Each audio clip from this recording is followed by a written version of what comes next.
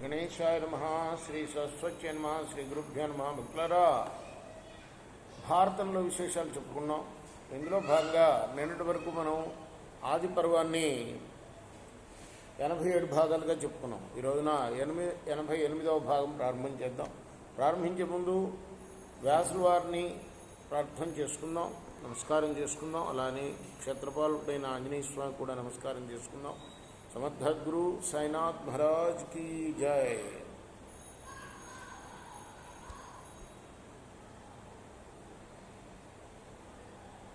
భీష్ముడు మహాత్ములైన ఆ కుమారులకి సమయోచితమైన ఏ సమయానికి ఏ సంస్కారం చేయాలో ఆ సంస్కారాలన్నీ కూడా చేస్తున్నప్పుడు నగరవాసులు, గ్రామీణులు అందరూ కూడాను వాళ్ళు చాలా ఉత్సవంగా పాల్గొన్నారు. కురుముఖ్యుల భవనాల్లోనూ అలానే పౌరుల యొక్క ఇళ్లల్లోనూ ఎక్కడ చూసినా దానాలు చేయండి, అతిథులకి అన్నం పెట్టండి అన్న మాటలే వినిపించేవి. భీష్ముడు వారు, ధృతరాష్ట్రుడు, పాండురాజు, విదురుడు పుట్టినప్పటి నుండి కూడాను వాళ్ళని కన్నబిడ్డల్లాగా చూసుకున్నాడు. ఆ తర్వాత ఆ ముగ్గురు కూడా బ్రహ్మచర్య వ్రతాన్ని పాటించారు. క్రమంగా యవ్వనంలో ప్రవేశించారు. ధనుర్వేదంలోనూ, గుర్రాల స్వారీలోనూ, గదాయుద్ధంలోనూ, కత్తిడాలు ప్రయోగించడంలోనూ, ఏనుగుల్ని అదుపు చేయడంలోనూ, నీతి శాస్త్రంలోనూ పారంగతులయ్యారు. వాళ్ళు ఇతిహాస పురాణాలని, వివిధ శిష్టాచారాలని బాగా తెలుసుకున్నారు. వేదాంగ తత్వజ్ఞులు, నిశ్చయ జ్ఞానం కలవాళ్ళు అయ్యారు వాళ్ళు ముగ్గురు కూడా. పాండురాజు అందరిలో కూడా విలువిద్యుల్లో మేటిగా నిలిచాడు. ధృతరాష్ట్ర మహారాజు శారీరకంగా అందరికన్నా బలవంతుడిగా నిలిచాడు. అలానే విదురుడు ధర్మనిత్యుడై నిలిచాడు, ఆత్మద్రష్ట అయి నిలిచాడు.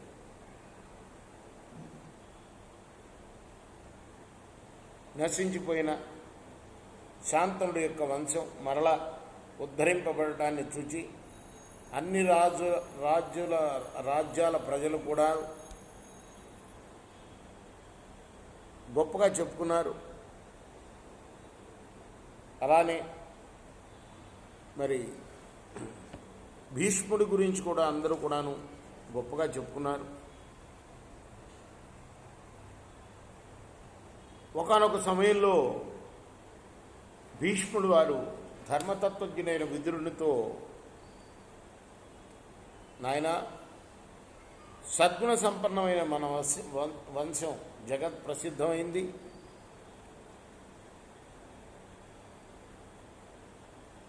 పూర్వం ధర్మవేత్తలు, మహాత్ములు అయిన రాజులు పరిపాలించింది ఈ రాజ్యం. అందువల్లనే మన వంశం ఎప్పుడు కూడా నశించలేదు సుమా. నేను, అమ్మ సత్యవతీదేవి, వ్యాస భగవానుడు కలిసి మరలా ఈ వంశాన్ని ఉద్ధరించాం.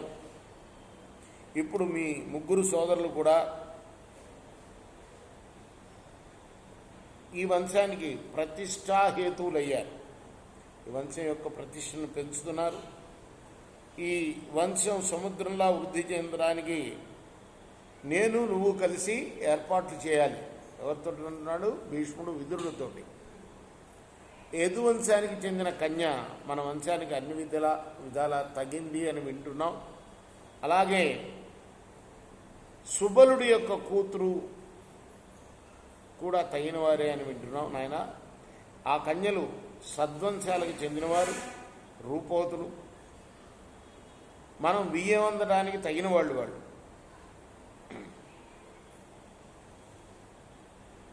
నీ అభిప్రాయం ఏమిటయ్యా అని విదురుడిని అడిగాడు.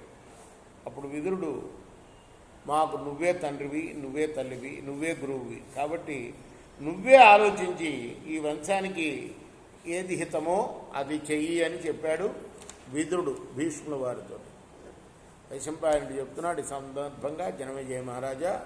ఆ తర్వాత భీష్ముడు గాంధార రాజు, కందహార్ అంటున్నాం ఇప్పుడు మనం దాన్ని, మన రాజ్యమే అది, గాంధారం ఉంది, మన దేశందే. అంటే భారతదేశంలో ఒక రాష్ట్రం అన్నమాట అది కూడా ఒకప్పుడు. ఇప్పుడు అదే ఆఫ్ఘనిస్తాన్ అని పిలువబడుతుంది. కందహార్ దాని రాజధాని, గాంధార రాజ్యం.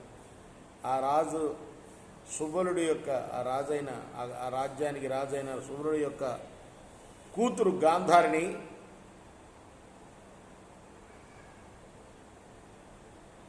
గురించి బ్రాహ్మణుల ద్వారా విన్నాడు భీష్ముల వారు. విని ఆమె శంకరుని ఆరాధించి 100 మంది పుత్రుల్ని కనే వరం పొందిందని విన్నాడు. అది వాస్తవాన్ని నిరూపణ చేసుకున్నాడయ్యా ఓ జనమేజయ మహారాజా. ఆ తర్వాత గాంధార రాజు కబురంపాడు. మరి ఆమెని, ఎవరిని, గాంధార రాజు కూతురుని అంధుడైన ధృతరాష్ట్రుడికిచ్చి వివాహం చేయాలి అనుకున్నాడు. కానీ ఆ సుబలుడు అంధుడు కదా అని సంశయించాడు. ఎట్టకేలకి బాగా సమీక్షించుకున్నాడు. వంశం గొప్పదని, ఈ వంశ ప్రతిష్ట గొప్పదని తెలుసుకున్న సుబలుడు ధృతరాష్ట్రుడికి ధర్మచారిణిగా చేయటానికి తన కూతుర్ని గాంధారిని ఇవ్వటానికి అంగీకరించారు. ఆ తర్వాత గాంధారి ధృతరాష్ట్రుడు అంధుడని, తల్లి తండ్రి అతనికి తనను ఇవ్వడానికి అంగీకరించారని తెలిసి ఒక వస్త్రాన్ని తీసుకొచ్చి కళ్ళకు కట్టుకున్నది. అప్పుడే పెళ్లి కాకముందే. అంటే ఎంత గొప్పదో ఆ కన్య దానివల్ల తెలుస్తుందన్నమాట. ఆ తర్వాత గాంధార రాజు కొడుకైన శకుని ఆ అమ్మాయిని తీసుకొని ధృతరాష్ట్రుడికి ఇచ్చారు. వివాహం జరిపించారు. ఎవరు? ఆయన శకుని పాత్ర వచ్చిందనమాట. దుష్ట చతుష్టయంలో ఒకడు ప్రవేశం అయ్యాడు మన కథలోకి.